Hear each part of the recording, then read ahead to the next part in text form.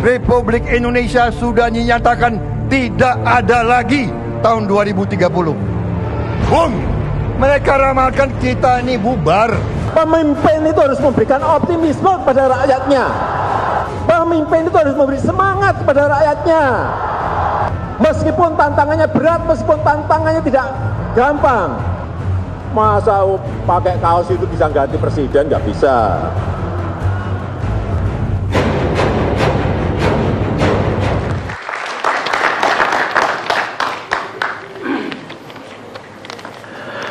Pemirsa, kita lanjutkan diskusi kita. Kita menunggu Pak Haris Azhar.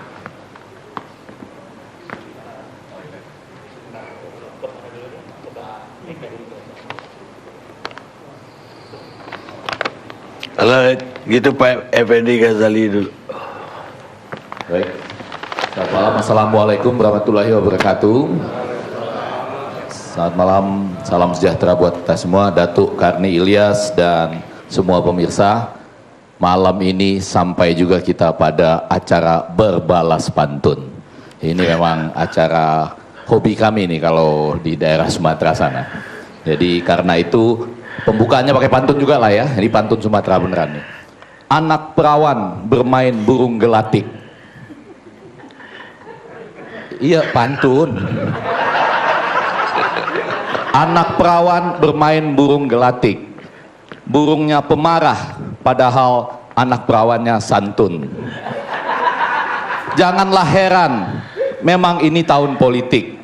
Pasti banyak yang marah dan berbalas pantun. Pantun awal gitu ya.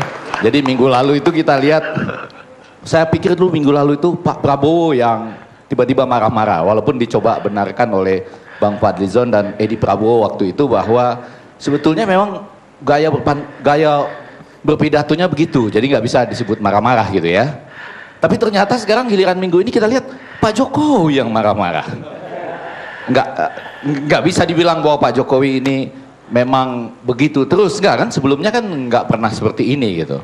Jadi memang ada masanya marah-marah, dan harus diketahui kalau relawan itu pada tepuk tangan, orang bisa terpancing lebih marah lagi, betul kan? Ya Pak, lebih marah lagi, keluar lagi kalimat-kalimat yang tidak seperti dibayangkan sebelumnya. Nah, saya kalau nanti diizinkan ada 6 poin. Poin yang pertama itu, ini masih peribahasa tapi bukan pantun. Jauh panggang dari api. Itu maksudnya tidak mencapai tujuan.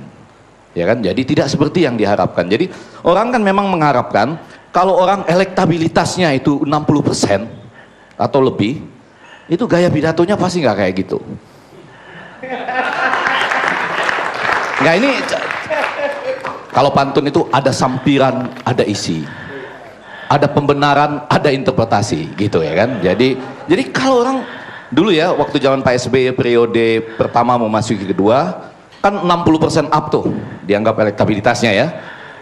Bahkan sampai ada kalimat berpasangan dengan sandal jepit pun pasti menang. Ya dulu gitu ya, kelihatannya tenang gitu. Ini kalau betul 60% mestinya nggak begini. Ini jangan-jangan 38 sampai 45%. Jangan-jangan ya, jangan.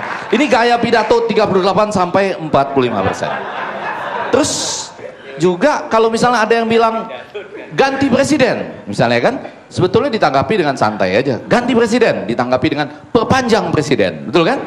Itu kayak rumah kos saja gitu ya. Suruh ganti, enggak, kita perpanjang jadi 2 periode.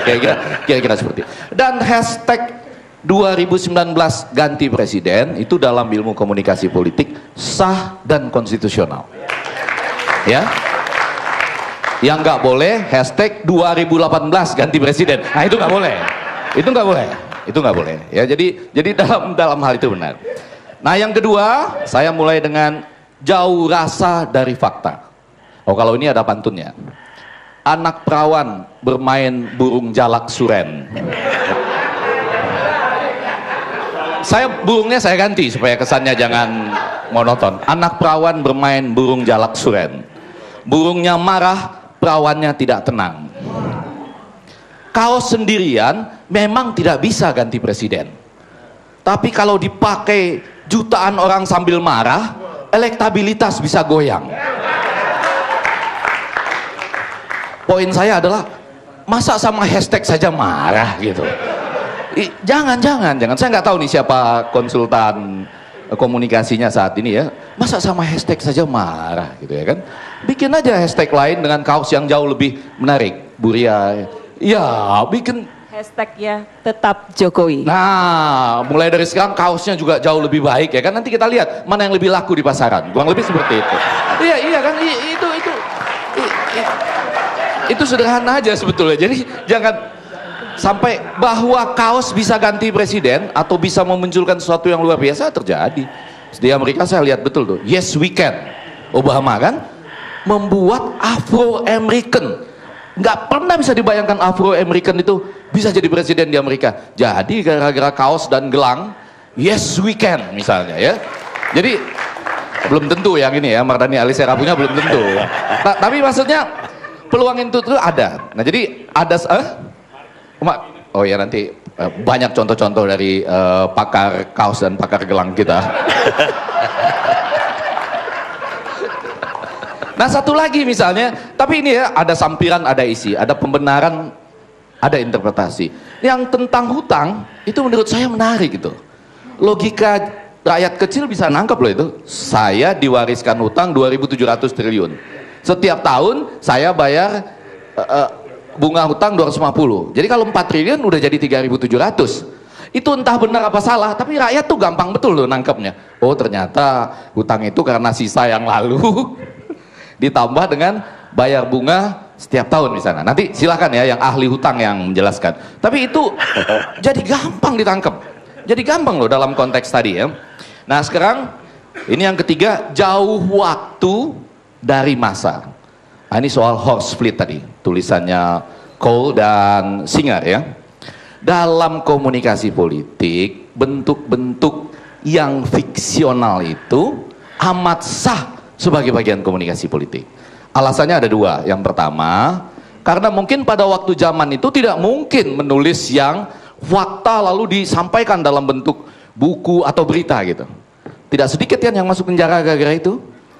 Ya coba kita lihat kan Pramudia, ya kan, dengan Bumi dan Manusianya itu semi fiksi, ya kan. Ada lagi misalnya Václav Havel di Cekoslowakia.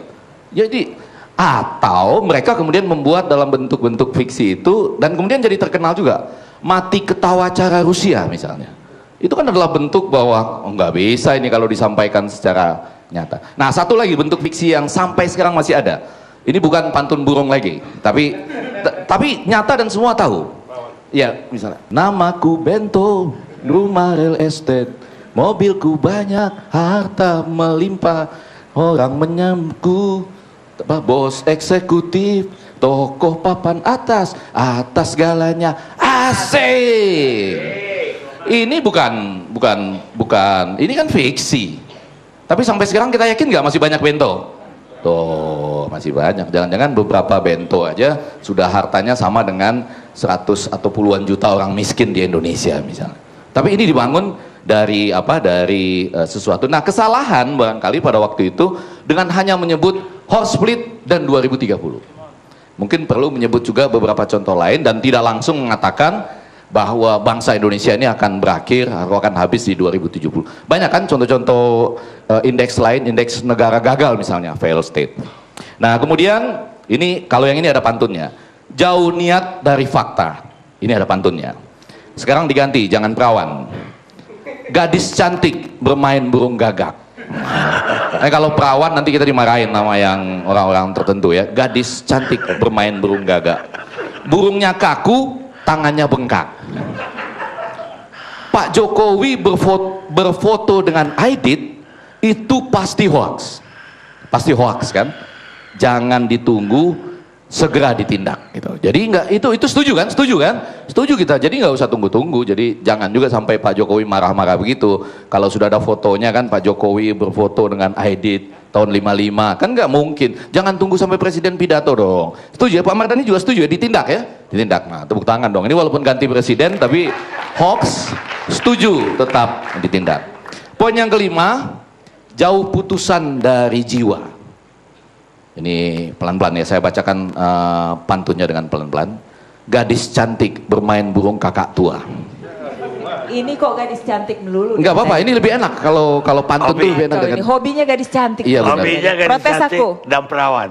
Aduh, kalau nggak gadis Enggak, cantik. sudah saya perawan. ubah. Jangan semuanya gadis cantik atau perawan. Sudah Protes. sudah saya ubah nih. Gadis cantik bermain dengan burung kakak tua karena mencintai alam, ya kan?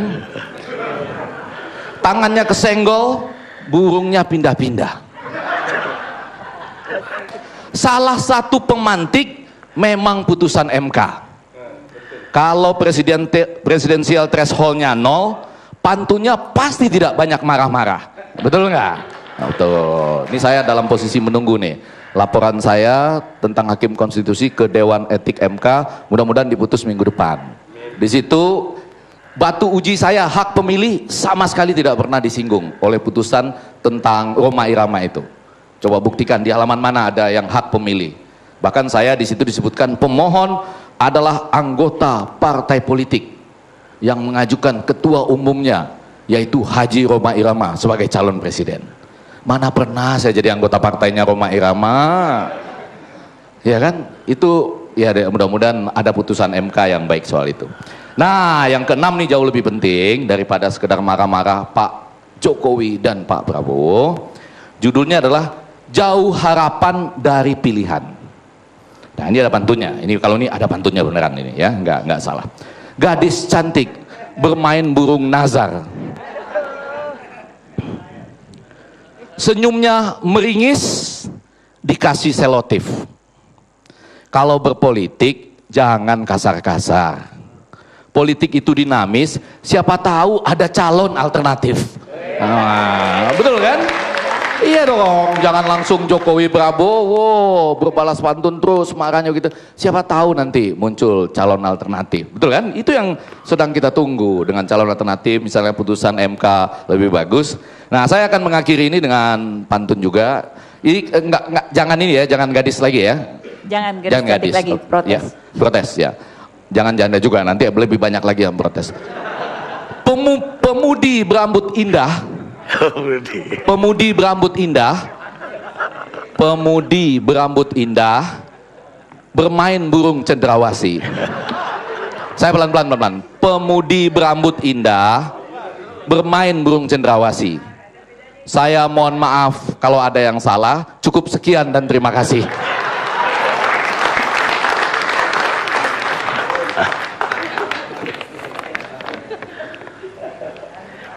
Itu jauh dari pantun orang Bukit Tinggi itu kan.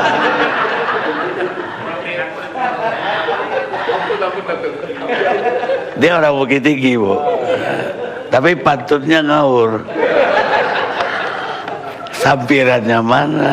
Pantunnya asal. Asal Sampiran nggak jelas, isi nggak jelas. Pokoknya semua pemudi perempuan main burung. Protes aku.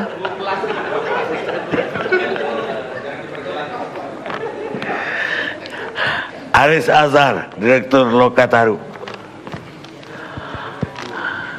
Yes. Baik, selamat malam semuanya. Saya nggak pandai soal pantun, jadi Nggak usah. saya tidak main pantun. Yang kedua juga kalau kita terusin soal pantun itu nggak mendidik masyarakat dalam konteks hari ini gitu. Saya mulai begini, Bang Karni. Tahun ini tuh 20 tahun reformasi, tuh aktornya ada di ujung tuh, Ferry itu salah satu tokoh di pergerakan 20 tahun yang lalu. Besok itu 1 tahun penyerangan, percobaan pembunuhan terhadap Novel Baswedan, tanggal 11 April. Nah, tanggal 12 April itu 1 tahun strike, mogok karyawan PT Freeport. Saya menyebut beberapa indikator peristiwa-peristiwa tadi itu, untuk saya mau bilang juga, kayaknya kita juga terlalu buang-buang energi melihat 2 orang yang sudah pernah bertarung 4 tahun lalu mau bertarung lagi. Yang satu mau melanjutkan, yang satu masih penasaran pengen jadi presiden. Nah, poinnya apa buat isu hari ini gitu, buat masyarakat? Tadi berdebat soal founding fathers, lupa bicara founding mothers, lalu berdebat soal konteks 70 tahun yang lalu, tapi gagal memaknai peristiwa hari ini. Waktu kalau misalnya Pak Arya bicara soal konteks 70 tahun yang lalu, kemerdekaan kita, bagaimana mengisi kemerdekaan, kita itu merdeka bukan hobi waktu itu. Bukan karena kita suka-sukaan atau ada kesempatan, bukan.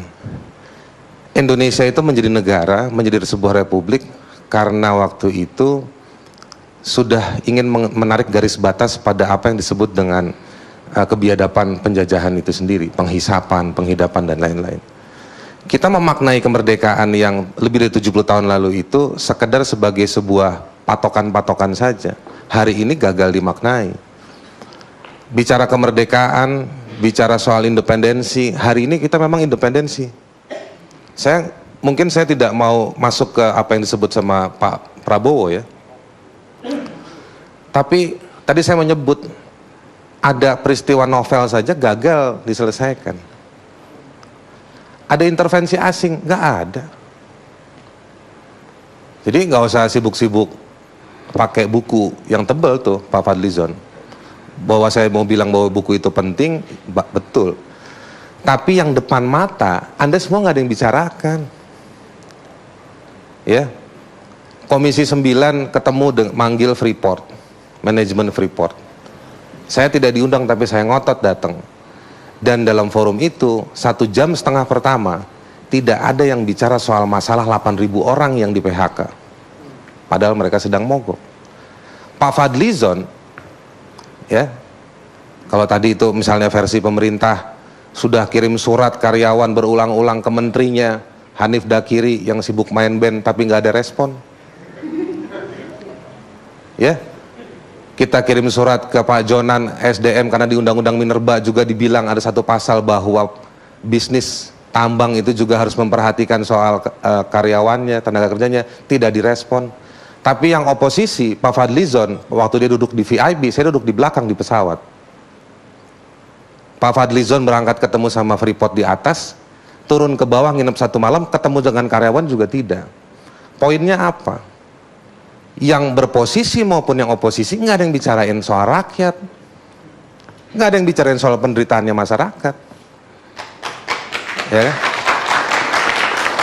Sibuk aja soal siapa yang gebrak meja paling pantas, siapa yang gebrak meja bisa menumbangkan, bukan menumbangkan yang zolim, menumbangkan mikrofon tadi dibahas berkali-kali.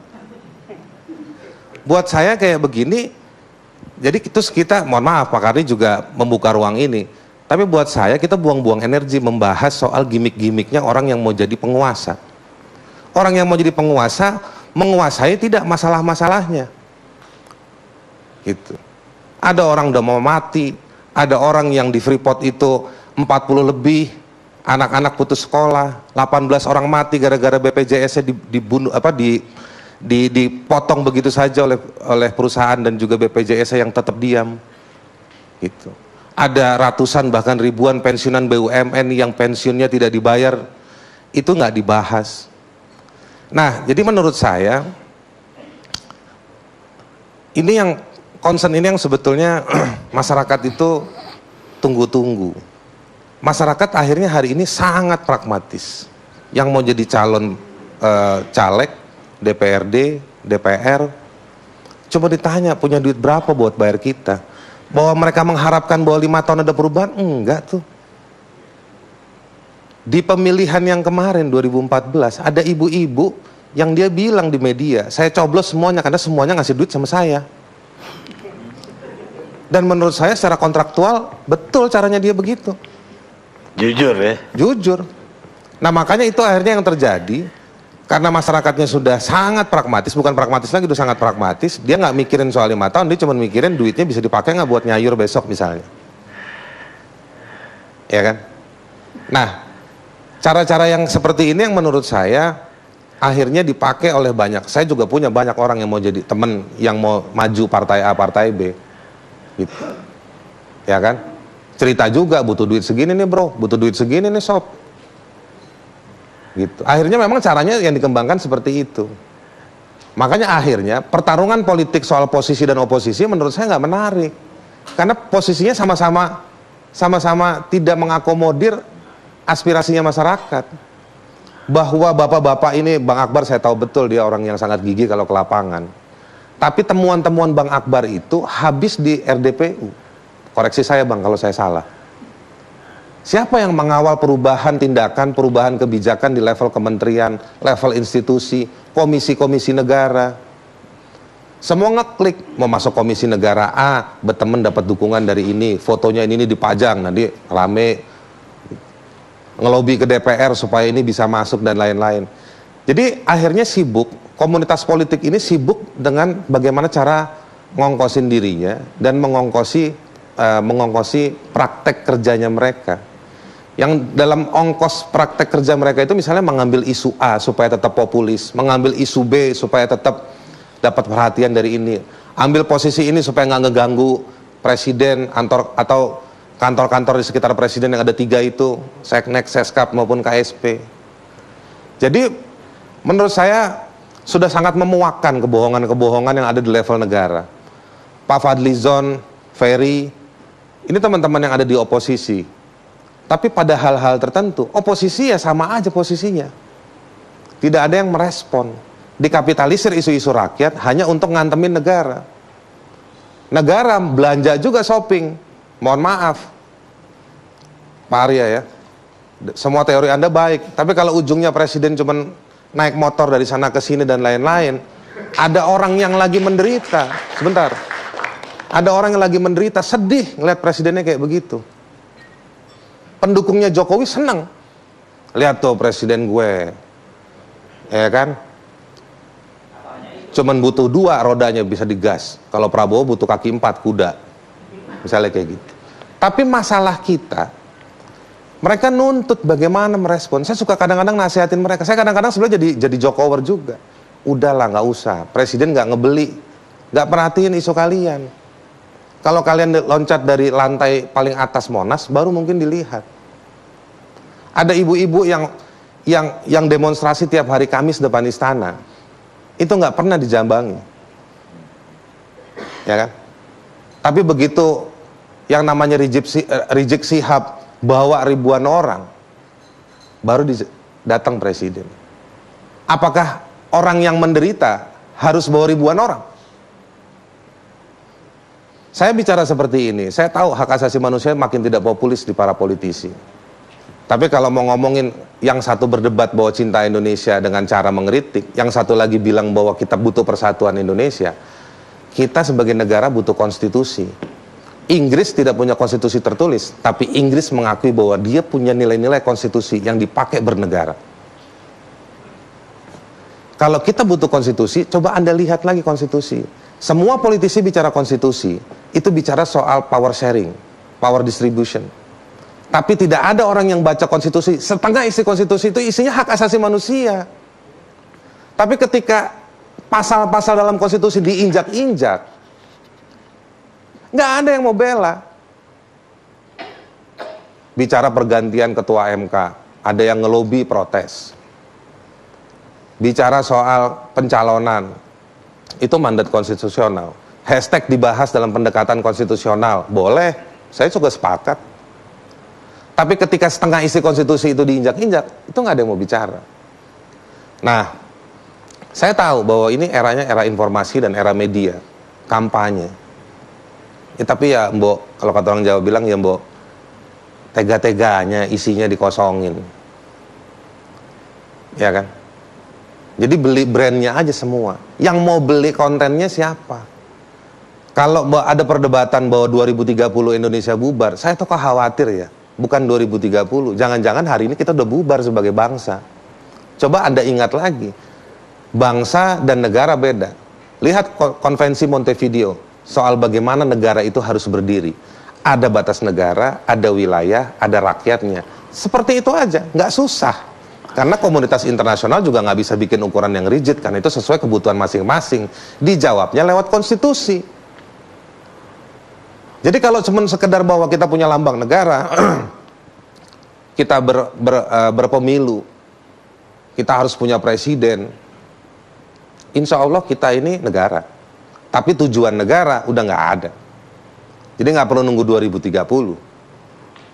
Bahwa analisa-analisa yang tadi misalnya di Joint Chief yang ke-17 Amerika itu sebutkan, itu udah banyak memang. Gitu. Itu sudah banyak disebutkan dengan cara-cara yang berbeda. Nah, ini persoalan-persoalan yang menurut saya harusnya bapak-bapak sekalian, ibu juga, saya mohon dengan segala hormat, saya dan teman-teman saya nggak capek ngurusin persoalan masyarakat. Ada orang dipidanain gara-gara beli tanah, terus rumahnya belum, beli rumahnya belum dibayar. Masalah-masalah begitu banyak, ribuan. Kantor polisi itu banyak berkas-berkas orang yang punya duit ngelaporin orang yang nggak kuat. Anda melihat itu nggak sih? Kalau Anda memelihara hanya masalah masalah soal siapa yang lebih tegas, siapa yang lebih santun, siapa yang lebih tenang, mikirin survei, bisnis survei juga makin besar, tiap hari baca survei. Yang survei soal penderitaan masyarakat siapa, Bang Karni? Ya kan? Nah, saya cuma mau bilang begini, di masyarakat hari ini solidaritas penderitaan itu lagi meluas. Lagi meluas. Numpuk dari masa lalu. Kita tahu kalau bicara sama Gerindra, sama pendukung Prabowo, nggak mau bicarain soal hak asasi manusia. Terus kita berharap sama Jokowi, Jokowi juga nggak nyelesain masalah hak asasi manusia. Ya kan? Kalau bapak saya selalu bilang, sami mawon podo wae katanya. Sama aja. Intinya apa? Nggak ada tuh meluruskan apa yang penting buat bangsa ini. Gitu. Nah, jadi menurut saya, bagaimana ya saya mau bilang ya? Saya agak repot juga. Jadi akhirnya cuma jadi bercandaan aja. Orang nggak ada yang, saya nggak pesimistis. Saya terserah lah, istilahnya apa terserah deh, saya nggak pusing juga. Kalau saya berposisi seperti ini karena saya melihat masih ada rujukannya. Gitu. Kalau mau dibilang no way out juga enggak. Harusnya sebagai bangsa bisa menemukan cara. Tapi kita jangan memelihara persoalan pingpong ini aja. Kalau misalnya ada hashtag ganti presiden, Anda mestinya jawab, oke, kita cari yang lebih baik dari PDIP, tapi dari koalisi kami. Kan enak. Kita cari dalam koalisi kami, dari PDIP, dari Golkar, dari mana, dari Nasdem. Siapa yang lebih baik? Cari. Biar Jokowinya juga dididik, bukan dididik lewat permusuhan dari Prabowo. Di Prabowo, CS, di Gerindra, di PKS, Demokrat di mana posisinya? Belum jelas. Belum jelas. Maksudnya berdirinya di sini sama Pak Karni. Goyang sono bisa, goyang sini bisa. Ya berani juga bicara, jangan juga mengkultuskan. Kita protes mengkultuskan Jokowi. Senyumnya aja kita jadiin hashtag. Jaketnya aja jadi hashtag. Misalnya Pak Arya gitu. Tapi juga jangan mengkultuskan Prabowo. Nah, kalau memang sayang dan cinta dengan negeri ini, dengan bangsa ini, semua kemungkinan untuk menjadi lebih baik harus dibuka. Gitu. Kalau tadi misalnya Pak Effendi Ghazali ini bilang bahwa soal survei dan lain-lain, ya harus diakui, jangan dipaksakan Jokowi harus tinggi terus surveinya. Nah, mumpung belum ada yang mengumumkan nama-nama. Jadi menurut saya, tapi saya juga mau keluar dari jebakan itu untuk bilang bahwa ada banyak orang baik, tapi baik saja tidak cukup kan? Tapi harus ada juga orang di Indonesia ini, bangsa kita, yang juga berani bekerja. Meskipun saya kalau ngeliat masalahnya luar biasa nih negeri ini masalahnya gitu. Nah, ini yang sebetulnya harusnya kita jawab. Tolonglah dikasih tahu ke Pak Prabowo, ke Pak Jokowi. Perdebatan itu harus lebih substansial.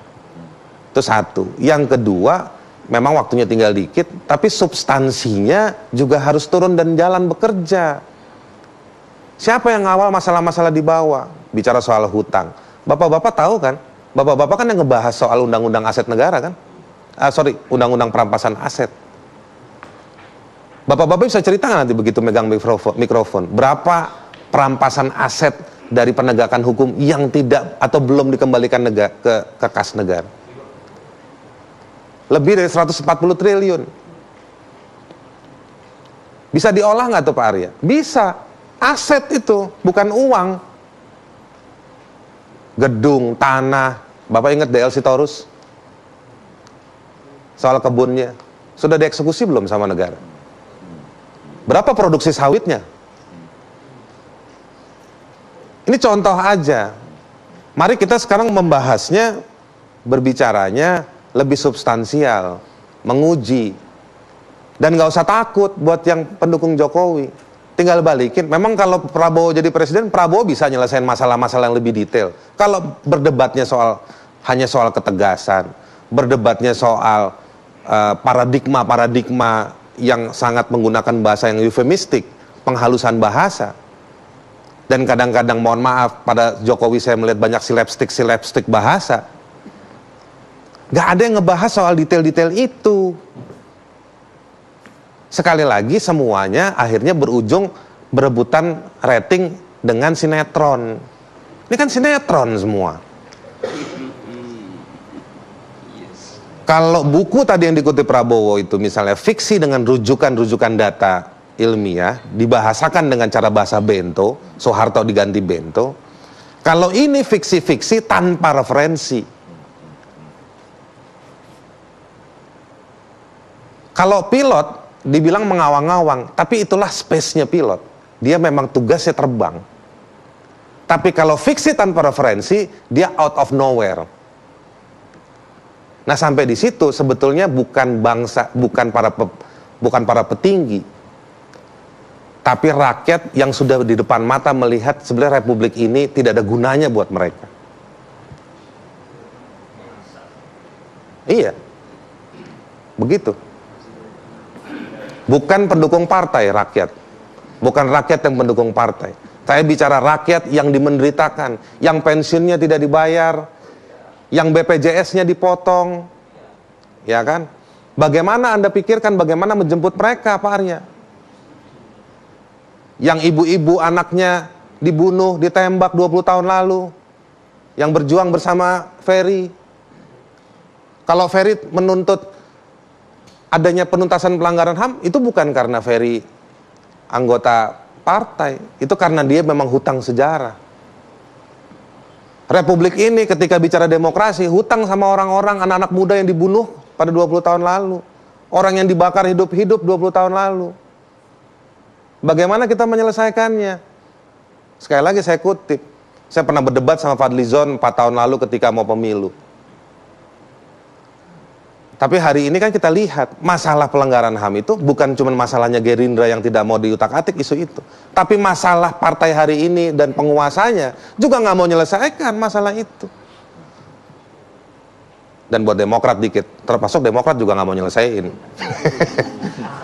Ya kan, gitu. Nah, sekali lagi saya mau menutup. Tim Pencari Fakta itu dibentuk zaman Presiden SBY. Betul. Tapi nggak tuntas juga. Ya karena memang harus ada yang ujungnya nama Hendro Priyono nggak didorong diperiksa di polisian, ya kan, gitu. Nah, tapi saya mau bilang begini, sudahlah nggak usah berdebat. Pada ujungnya kalau mau kembali pada persoalan rakyat, ujungnya rakyat itu nunggu negara. Kalau ngomongin negara, jangan lempar-lemparan hutang sana lebih besar, hutang kami lebih kecil dan lain-lain. Namanya teori negara, teori continuity. Emang kalau Jokowi jadi presiden pindah lapak? Pindah wilayah? Tidak. Size of this country tetap sama. Jumlah pulaunya tetap sama. Yang bisa mengurangi pulau itu bukan presiden, tapi air laut. Air laut. Tempatnya tetap sama. Jadi yang namanya Habibie, Gus Dur, Megawati, SBY, Jokowi, dia adalah continuity. Jadi sekarang mari pikirkan, kalau misalnya mau hashtagnya ganti presiden, ya kan? Kalau misalnya Prabowo ataupun siapapun mau meneruskan, ayo duduk bareng-bareng, buka peta. Bagaimana menyelesaikannya? Saya bukan muak, saya bukan pesimis. Saya menagih haknya orang, bukan menagih babak bonus. Saya nagih haknya manusia-manusia yang hidup di negeri ini. Saya bukan nagih babak bonus, saya nggak nyari babak bonus. Kita bukan minta lebih kok, enggak. Kita minta haknya mereka dikembalikan. Kira-kira begitu, Bang Karni. Makasih.